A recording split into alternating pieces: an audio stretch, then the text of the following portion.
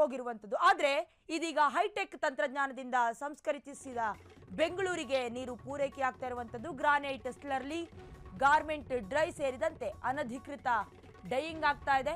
Electroplating ತ್ಯಾಜ್ಯ ನದಿಗೆ ಈ ಮೊದಲು ಮಿಶ್ರಣ ಆಗ್ತಾ ಇತ್ತು. ನೀರನ್ನ ಎಷ್ಟೇ ಸಂಸ್ಕರಿಸಿದ್ರು, ಎಷ್ಟೇ ಫಿಲ್ಟರ್ ಮಾಡಿದ್ರು ಕೂಡ ಅದನ್ನ ಕುಡಿಯೋದಕ್ಕೆ ಯೋಗ್ಯ ಅಲ್ಲ.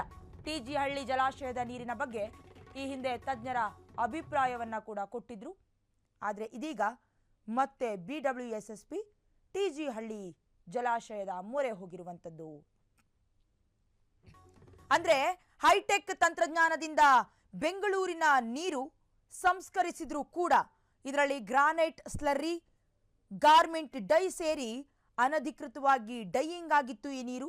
ಎಲೆಕ್ಟ್ರೋಪ್ಲೇಟಿಂಗ್ ತ್ಯಾಜ್ಯ ಈ ನೀರಿಗೆ ಮಿಕ್ಸ್ ಆಗ್ತಾ ಇತ್ತು. ಅಂದ್ರೇನು, ಈ ರಾಸಾಯನಿಕ ತ್ಯಾಜ್ಯ ಹಾಗೆ ಕೈಗಾರಿಕಾ ತ್ಯಾಜ್ಯ, ಕೆಮಿಕಲ್ ಎಲ್ಲ ಸೇರಿ ಕುಡಿಯೋದಕ್ಕೆ ಅಯೋಗ್ಯವಾಗಿರುವಂತಹ ನೀರು ಯೋಗ್ಯ ಇಲ್ಲ.